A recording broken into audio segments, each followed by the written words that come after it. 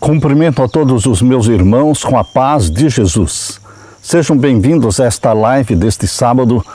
Vamos estudar a palavra profética mais uma vez. Antes de começar, vamos orar. Pai querido que estás nos céus, aqui estamos na Tua presença nesta manhã de sábado, buscando a Tua bênção, buscando a maior bênção depois da morte de Jesus Cristo como nosso Salvador. Jesus disse que agora a maior bênção é o derramamento do Espírito Santo. Derrama sobre mim e os meus irmãos o Espírito Santo neste momento e que o Senhor fale ao nosso coração, em nome de Jesus. Amém, Senhor. Meu querido irmão, minha querida irmã, a live de hoje tem como título Caiu a Grande Babilônia. Nosso foco hoje será a segunda mensagem angélica. Por isso, abra sua Bíblia em Apocalipse capítulo 14. Apocalipse capítulo 14, vamos estudar hoje a segunda mensagem angélica. Vamos ler juntos, capítulo 14 e o verso 8. E outro anjo seguiu dizendo: Caiu, Babilônia, aquela grande cidade que a todas as nações deu a beber do vinho da ira da sua prostituição. Meu querido irmão, declara-se que Babilônia é a mãe das prostituições. Isso está muito claro ali em Apocalipse capítulo 17. Abra sua Bíblia em Apocalipse capítulo 17 e vamos ver aqui o verso 5. Aqui diz: e na sua testa estava escrito o nome mistério, a grande Babilônia, a mãe das prostituições e abominações da terra. É a mãe, é a igreja mãe, mas mãe das prostituições da terra. E as suas filhas estão simbolizadas como aquelas igrejas que se apegam às doutrinas da mãe, às tradições da igreja mãe, seguindo-lhe o exemplo, sacrificando a verdade, a fim de estabelecer uma aliança ilícita com o mundo. A mensagem de Apocalipse 14, anunciando a queda de Babilônia, deve se aplicar a todas as organizações religiosas que se corromperam. Isto está no livro O Grande Conflito, página 382, parágrafo 3. Todas as igrejas que aceitaram os mandamentos criados pela Igreja de Roma, que ordena guardar o domingo no lugar do sábado, tornam-se filhas da Igreja Romana, que se intitula como a única igreja verdadeira, a única igreja em que existe poder de salvar. Meus queridos irmãos, no dia 6 de junho do ano 2000, o então cardeal Joseph Ratzinger, prefeito da Congregação da Doutrina e Fé, publicou um documento intitulado Dominus Iesus. E nesse documento Dominus Iesus é declarado que a única igreja de verdade reconhecida é a Igreja de Roma e que todas as outras igrejas não passam de comunidades eclesiásticas. É interessante que todas as igrejas protestantes concordaram com este documento de Ratzinger. Mas, queridos, a Igreja de Deus, guiada pelo Espírito Santo, ela se baseia na palavra de Deus.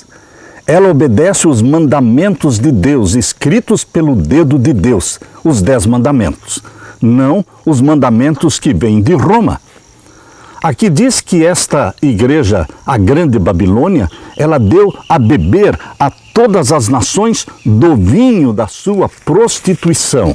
É exatamente isso que está escrito na mensagem do segundo anjo, capítulo 14 de Apocalipse e o verso 8. Caiu Babilônia, aquela grande cidade que a todas as nações deu a beber do vinho da ira da sua prostituição. O que é o vinho? O vinho de Babilônia. As suas doutrinas, as suas falsas doutrinas. Ela deu ao mundo um sábado falso em vez do sábado do quarto mandamento da lei de Deus.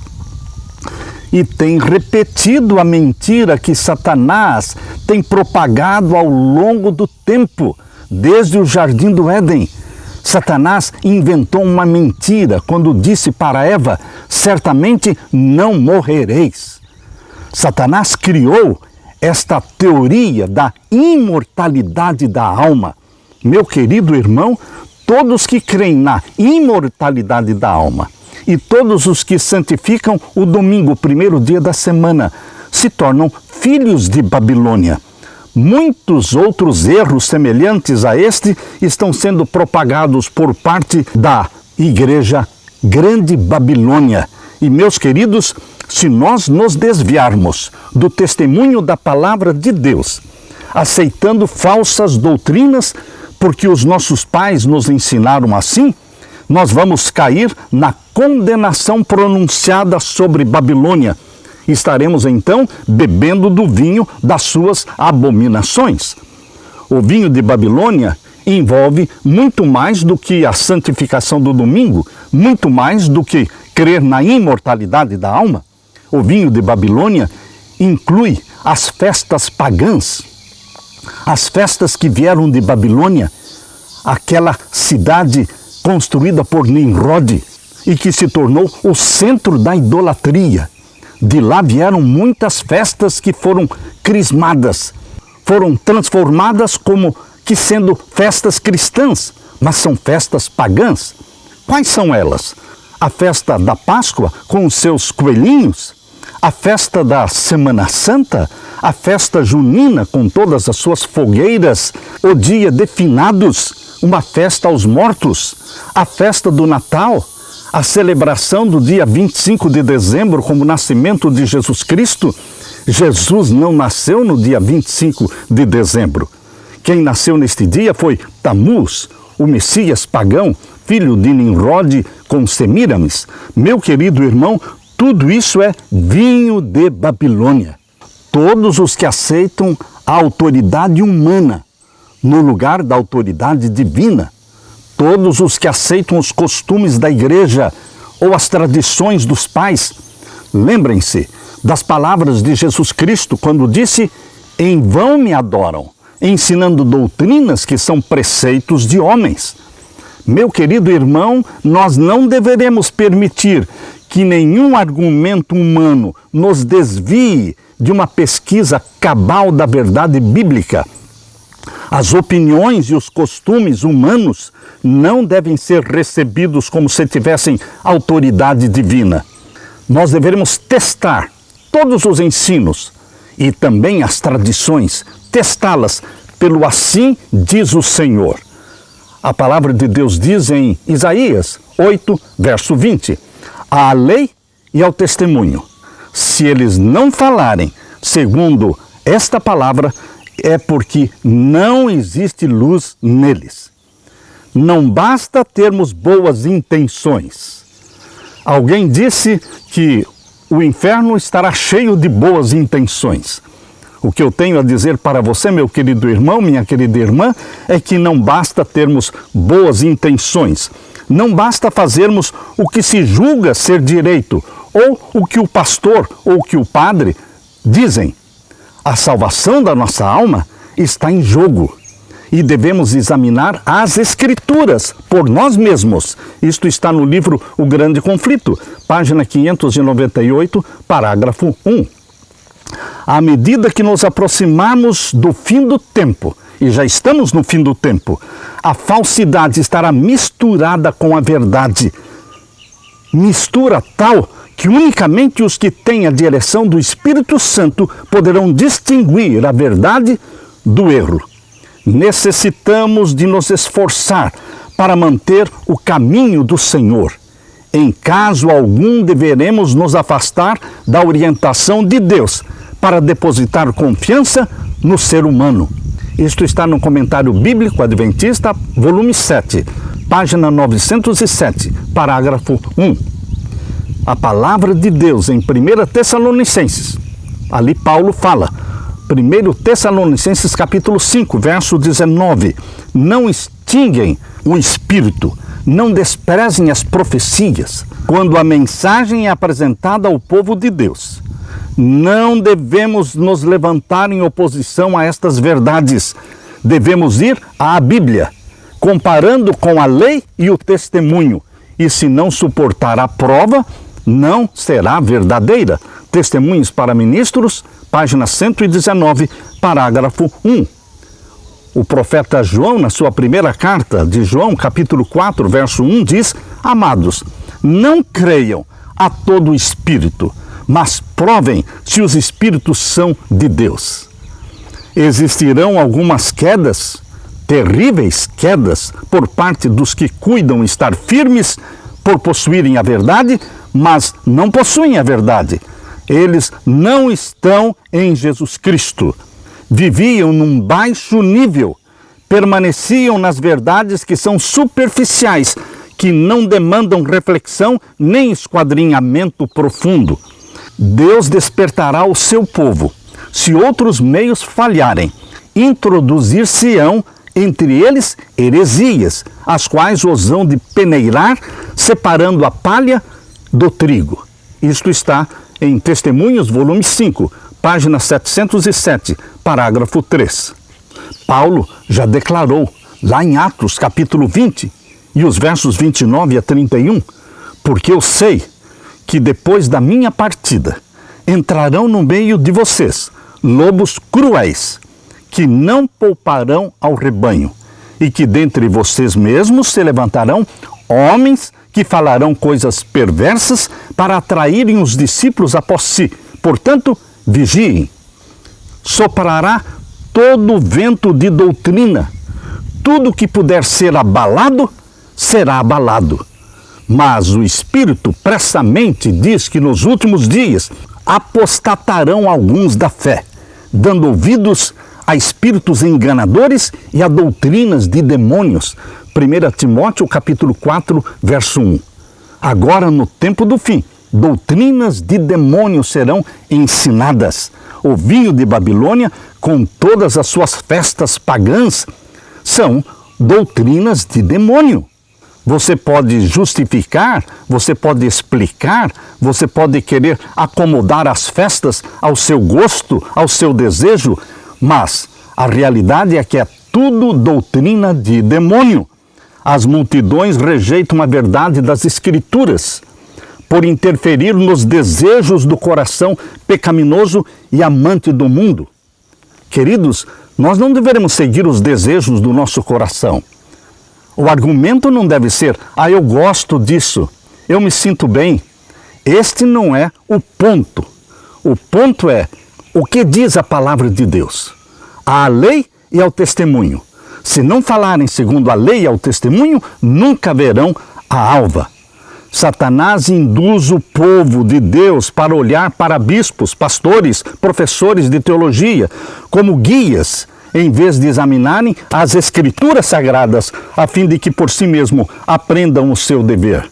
Por isso, Paulo aconselhou Timóteo, na sua segunda carta de Timóteo, capítulo 4, verso 3 e 4, porque virá tempo em que não sofrerão a sã doutrina, mas tendo comichão nos ouvidos, amontoarão para si doutores, conforme as suas próprias concupiscências, e desviarão os ouvidos da verdade, voltando para as fábulas. Com o intuito de sustentar doutrinas falsas ou práticas anticristãs, alguns apanham passagens das Escrituras Sagradas separadas ou tiradas do contexto, citando talvez a metade de um simples verso como prova do seu ponto de vista, quando a parte restante mostraria ser bem contrário o sentido. Todos deveremos adquirir para nós mesmos uma experiência viva. Cumpre-nos ter Cristo no coração e o Espírito de Cristo a modelar as nossas inclinações. A religião do Evangelho é Cristo na vida. É um princípio vivo, atuante. É a graça de Cristo revelada no caráter e expressa em boas obras. Parábolas de Jesus, página 208, parágrafo 3. Se a verdade santifica a alma, o pecado é odiado, é evitado, porque Cristo é aceito como hóspede honrado. Mas Cristo não pode partilhar de um coração dividido. O pecado e Jesus nunca estarão em parceria. Testemunhos para Ministros, página 160, parágrafo 1. Queridos, Satanás engana muitos com a plausível teoria de que o amor de Deus para com o seu povo é tão grande que ele desculpará o pecado neles. Isto está em Patriarcas e Profetas, página 382, parágrafo 1. Será que o amor de Deus é tão grande que vai desculpar o pecado? Deus desculpa o pecado ou Deus perdoa o pecado? Meu querido irmão, Deus perdoa o pecado. Quando? Quando existe arrependimento, quando existe confissão e abandono do pecado. Não é desculpar o pecado, é perdoar o pecado confessado. Poucos pregam a palavra não misturada com tradições humanas. A maioria está misturando a palavra de Deus com as tradições, com as doutrinas de demônios. São abundantes ao nosso redor falsas doutrinas, o vinho de Babilônia, falsa piedade, falsa fé. Mestres virão vestidos como anjos de luz e, se possível fosse, enganariam até os escolhidos. Por isso, Pedro diz na sua primeira carta, capítulo 5 e o verso 8, sejam sóbrios, vigiem, porque o diabo, o adversário de vocês, anda em derredor, bramando como leão, buscando a quem possa tragar. Satanás vê que o seu tempo é curto e ele vai trabalhar com todo o engano da injustiça para misturar erros e ideias equivocadas com a obra de Deus e levar homens falsos a conclusões falsas. Não se esqueçam, queridos, que as mais perigosas armadilhas que Satanás prepara para a igreja procedem dos seus próprios membros. Isto está em Testemunhos, volume 5, página 477, parágrafo 1. Vou ler novamente. Não se esqueçam que as mais perigosas armadilhas que Satanás prepara para a igreja procedem dos seus próprios membros. Por isso, Pedro diz na sua segunda carta, capítulo 2, verso 1, mas também falsos profetas surgiram entre o povo, assim como haverá falsos mestres entre vocês, que secretamente trarão heresias destrutivas. Muitos vêm com esta argumentação, dizendo, vocês são muito meticulosos. Deus não espera que estejamos em guarda constantemente para não cometer nenhum erro. Deus não espera isso de nós. Deus é demasiadamente bom para nos responsabilizar por nosso curso de ação cada dia. Mas, queridos, devemos recordar que o caminho para a destruição é largo. É o caminho do tudo pode, enquanto que o caminho para a vida eterna é difícil e é estreito. Escutem novamente as palavras do grande mestre. Acautelem-se, porém, dos falsos profetas que vêm até vocês vestidos de ovelhas, mas interiormente são lobos devoradores. Mateus capítulo 7, verso 15. Deus não fará o menor comprometimento com o pecado. Deus não fará o menor comprometimento com o pecado. Se eu pudesse fazê-lo, Cristo não teria necessitado vir ao nosso mundo para sofrer e morrer. O amor de Deus, queridos irmãos, não cobre. O amor de Deus não justifica, não desculpa os pecados, mas o amor de Deus nos enche de poder para viver a vida de Cristo. Viver a vida de Cristo. Existe uma afirmação extraída do Espírito de Profecia. Isto está em Fé e Obras, no livrinho Fé e Obras, página 43, parágrafo 4. Esse texto é muitas vezes mal interpretado. Vamos ler esse texto. Fé e Obras 43, parágrafo 4.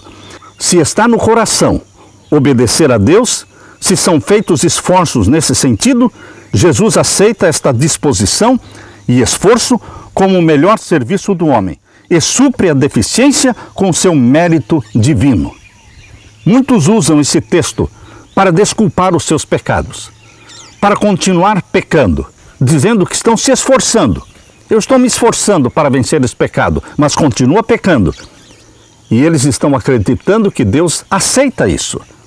Essa forma de pensar tem induzido muitas pessoas a se sentirem seguras da sua salvação sem terem obtido a vitória sobre o pecado, pensando que a vitória virá em algum dia no futuro. Muitos ensinam que mesmo enquanto estão pecando, a justiça imputada completa a falta da justiça comunicada, fazendo-nos completos em Cristo. Que engano, meu querido irmão, que engano! Convido a vocês a examinarem esse texto do Espírito de Profecia, do livro Fé e Obras, página 43, parágrafo 4. Vamos examinar melhor esse texto, comparando-o a outros textos também do Espírito de Profecia. Vamos ler esse texto. Não há desculpa para o pecado ou para a indolência. Também está no livro Fé e Obras, página 43, parágrafo 3. Não há desculpa para o pecado ou para a indolência. Jesus vai à frente e quer que sigamos os seus passos. Ele sofreu. Ele sacrificou-se como nenhum de nós pode fazê-lo, para que pudesse trazer salvação ao nosso alcance. Não precisamos desanimar. Jesus veio ao nosso mundo trazer poder divino ao homem, para que por meio da sua graça possamos ser transformados à sua semelhança. Fé e Obras, página 43, parágrafo 3. Não há desculpa para o pecado ou para a indolência. Agora vamos ler aquele texto do Fé e Obras, página 43, parágrafo 4. Vamos ler inteiro esse texto. Se está no coração obedecer a Deus, se são feitos esforços nesse sentido, Jesus aceita esta disposição e esforço como o melhor serviço do homem e supre a deficiência com o seu mérito divino. Continuando, o texto diz: ele não aceitará os que alegam ter fé nele e, no entanto, são desleais aos mandamentos do seu Pai. Ele não aceita os que continuam pecando. Pecados conhecidos, pecados familiares, conscientes. Muito ouvimos acerca de fé, mas precisamos ouvir muito mais acerca de obras. Muitos estão a enganar a própria alma, vivendo uma religião fácil, cômoda e sem cruz. Isto está no livro Fé e Obras, 43, parágrafo 4. Jesus, meus queridos irmãos, não cobre e não desculpa os nossos pecados. Ele perdoa os nossos pecados quando confessamos e quando abandonamos. Jesus veio ao mundo trazer poder divino a você e a mim, para que por meio da sua graça possamos ser transformados à sua semelhança. Isto está no livro Fé e Obras, página 43, parágrafo 3. Por isso Paulo diz, na sua segunda carta, capítulo 2, aos Coríntios, 2 Coríntios, capítulo 12, verso 9, a minha graça te basta, porque o meu poder se aperfeiçoa na fraqueza. A graça de Jesus não é uma graça fracassada, fraca, é uma graça poderosa que nos dá a vitória sobre o pecado. Se você não acredita na vitória sobre o pecado, você nunca será vitorioso sobre o pecado. Vai continuar pecando até Jesus voltar e vai se decepcionar na volta de Jesus. Meu querido irmão, quando Deus diz para Paulo, a minha graça te basta, porque a graça divina é suficiente para fazer com que você e eu vivamos em santidade, em obediência. E quando pecarmos, Ele nos perdoará se confessarmos os nossos pecados. No livro Caminho a Cristo, página 70, parágrafo 2, diz: a nossa esperança não está em nós mesmos. A nossa esperança está em Jesus. A nossa fraqueza acha-se unida à força de Jesus.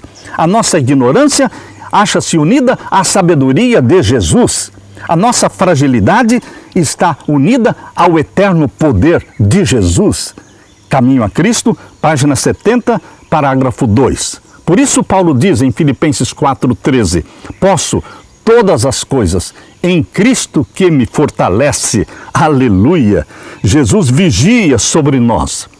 E se estivermos dispostos a ser guiados por Ele, lançará ao nosso redor influências para o bem que nos habilitarão a cumprir toda a sua vontade a nosso respeito.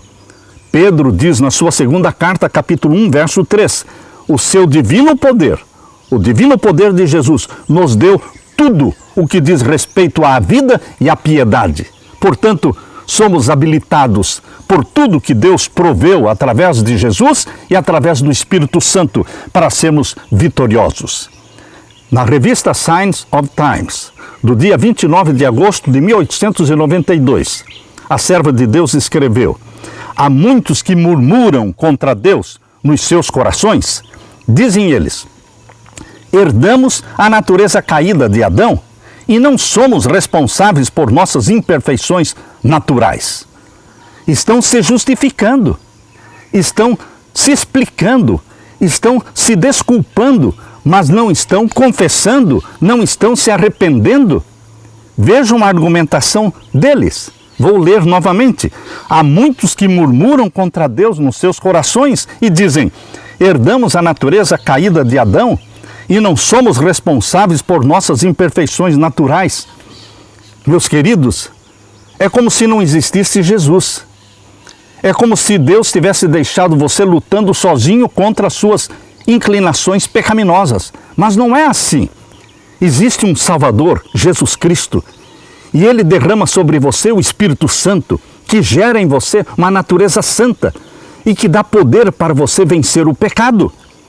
Jesus fez ampla provisão para todas as debilidades naturais. Percebam, leio de novo. Está na revista Review Herald, do dia 24 de maio de 1887. Jesus fez ampla provisão para todas as debilidades naturais, para que as possamos vencer por meio da sua graça. Para que possamos vencer todas as nossas debilidades naturais por meio da sua graça. Aleluia! E ainda no livro Mensagens Escolhidas, volume 2, página 236, parágrafo 1.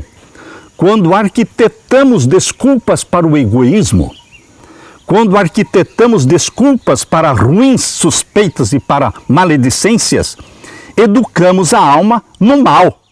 E se continuarmos a assim proceder, tornar-se-á um hábito o ceder à tentação. Mensagens Escolhidas, volume 2, página 236, parágrafo 1. Então não podemos ficar arquitetando desculpas para os nossos pecados. Deveremos confessá-los e receber de Deus o perdão que vem repleto, recheado de poder. O perdão que Jesus dá vem recheado de poder para fazer você vitorioso sobre o pecado. Deus exige que você e eu paremos de pecar, pecados conscientes, pecados conhecidos. Ele nos dá força para isso. Cristo ama a sua igreja, dará todo o auxílio necessário aos que a Ele clamam por força a fim de desenvolver um caráter cristão. O amor de Jesus não é fraqueza. O amor de Jesus não condescenderá com os seus pecados, nem lhes dará prosperidade enquanto continuarem a seguir o caminho errado. Unicamente por fiel arrependimento serão perdoados os seus pecados, pois Deus não cobrirá o mal com as vestes da sua justiça. Deus não cobrirá o mal, não cobrirá o pecado com as vestes da sua justiça. Deus somente nos cobre com justiça, com os vestidos brancos da justiça de Cristo, quando confessamos os nossos pecados. Filhos e filhas de Deus, página 13, parágrafo 3. Quando Adão e Eva foram criados, eles foram revestidos de glória. O halo de glória que Deus deu ao santo Adão e Eva, e que os cobria como um vestido, este halo de glória deixou-os após a transgressão. A luz da glória de Deus não podia cobrir a desobediência e o pecado. Mensagens Escolhidas, volume 1, página 270, parágrafo 1. Queridos, preciso dizer a verdade a todos os que aceitaram a luz da palavra de Deus. Não devem nunca deixar no espírito humano a impressão de que Deus se contente com os nossos pecados. Deus não tolera o pecado, Deus não se contenta com os nossos pecados, mas Deus perdoa os nossos pecados. Quando? Quando em arrependimento você se aproxima e ajoelha-se diante de Jesus Cristo e confessa os pecados. Cristo não é ministro do pecado. Não é para que você continue pecando que Jesus está intercedendo no Santíssimo, lá diante do trono do Pai. Não, querido. Não é ministro do pecado. Jesus Cristo é ministro da justiça. Somos completos em Cristo, aceitos no amado, somente enquanto permanecermos nele pela fé. Isto está no Comentário Bíblico Adventista, volume 7, página 933, parágrafo 9. Ninguém que verdadeiramente ame e tema a Deus continuará a transgredir a lei, seja em que forma for. Quando o homem transgride, ele fica sob a condenação da lei, seja qual for a sua profissão. Ele não será justificado e não estará perdoado enquanto estiver no pecado. Mas, embora Deus possa ser justo e ao mesmo tempo justificar o pecador pelos méritos de Cristo, homem algum pode cobrir a sua alma com as vestes da justiça de Cristo enquanto estiver cometendo pecados conhecidos ou negligencia conhecidos deveres. Isto está no livro Mensagens Escolhidas, primeiro volume, página 366, parágrafo 1. O que impede que você receba perdão? O que impede que você seja coberto com a justiça de Cristo? Quando você decide continuar na prática de pecados conhecidos. Eu leio de novo este pensamento. Embora Deus possa ser justo e ao mesmo tempo justificar o pecador pelos méritos de Cristo, homem algum pode cobrir a sua alma com as vestes da justiça de Cristo enquanto comete pecados conhecidos ou negligencia conhecidos deveres. Mensagens Escolhidas, volume 1, página 366. Deus requer inteireza de coração, inteira entrega do coração, antes que a justificação aconteça. Primeiro você entrega-se a Jesus Cristo, e então a justificação vai acontecer. E para que o homem conserve a justificação, tem de haver contínua comunhão, contínua obediência, mediante ativa e viva fé que opera por amor e purifica a alma. A justiça de Cristo, meu querido irmão, minha querida irmã, não é uma capa para encobrir pecados não confessados e não abandonados. Onde está escrito isso? Desejado de todas as nações. Página 388, parágrafo 3. Vamos repetir. A justiça de Cristo não é uma capa para encobrir pecados não confessados e não abandonados. A justiça de Cristo é um princípio de vida que transforma o caráter e rege a conduta. Santidade é integridade para com Deus. É a inteira entrega da alma e da vida para a habitação dos princípios do céu. Desejado, página 388, parágrafo 3. A religião do Evangelho é Cristo na vida, na sua vida, na minha vida. É um princípio vivo, atuante. É a graça de Cristo revelada no caráter e expressa em boas obras. A graça interior se manifestará em ações exteriores. A justiça interior é testificada pela justiça exterior. A justiça pela qual somos justificados é imputada. Aquela justiça pela qual somos santificados é comunicada. A primeira é o nosso título para o céu e a segunda é a nossa aptidão para o céu. Mensagens aos Jovens, página 35, parágrafo 2. Se os homens insistem em que Deus é bom demais para rejeitar o pecador, olhem eles para o Calvário. Veja como Deus odeia o pecado. Quando Jesus se tornou pecado na cruz do Calvário, ele se sentiu separado do Pai e clamou: Deus meu, por que me desamparaste? Ele se tornou pecado na cruz, e foi na cruz que ele clamou: por que me desamparaste? Porque Deus odeia o pecado, embora ame o pecador. Mas se você se agarra ao seu pecado, meu querido irmão, e não o confessa, a ira de Deus que cai sobre o pecado vai recair também sobre você. A transgressão da lei de Deus, num simples caso, no mais pequeno detalhe, é pecado. Isso está no Comentário Bíblico, volume 7, página 951, parágrafo 4. A transgressão da lei de Deus, num simples caso, no mais pequeno detalhe, é pecado e precisa ser confessado. Eu e você que professamos fé em Jesus Cristo, nos chamamos de cristãos, nós precisamos viver a vida de Cristo. Senão, seremos um escárnio para a religião de Cristo. O nosso Senhor é exposto à injúria pelos que pretendem servi-lo, mas lhe representam mal o caráter. E multidões são enganadas, induzidas a falsas veredas. Desejado 309, parágrafo 4. Deus jamais justificará a quem quer que transgrida os seus mandamentos. Tem que haver confissão, arrependimento, confissão e abandono do pecado. Jesus morreu não para salvar o homem nos seus pecados. Jesus morreu para salvar os homens dos seus pecados. Testemunhos, volume 4, página 251, parágrafo 1. Jesus quer libertar a mim dos meus pecados e a você também, mas Ele não vai nos salvar nos pecados. Mas Ele é poderoso para nos libertar dos pecados e nos dar a vitória sobre os pecados. Você, meu querido irmão, minha querida irmã, você caiu em pecado? Todos nós caímos em pecado. Todos nós somos pecadores. A diferença é o que você fará depois que você caiu em pecado. Você caiu em pecado? Então, sem demora, procure a Deus. Procure a misericórdia. Procure o perdão. Confesse o pecado. A misericórdia está ainda sendo oferecida ao pecador. A porta da graça está aberta.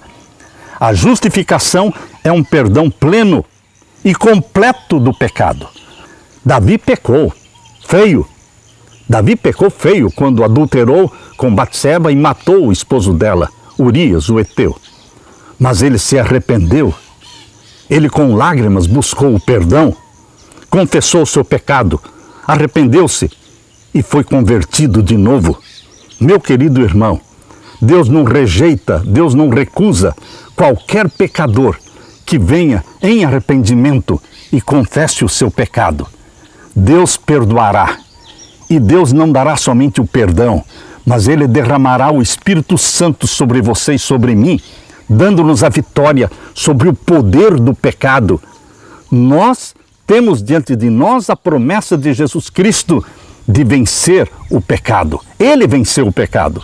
Ele nos dá a vitória dele. Vamos memorizar e vamos repetir constantemente. Filipenses 4,13. Posso todas as coisas em Cristo que me fortalece. Ó meu querido irmão, essa é a promessa de Deus. Esse é o presente de Deus para você. Deixe-me orar com você. Pai querido que estás nos céus, todos nós somos pecadores.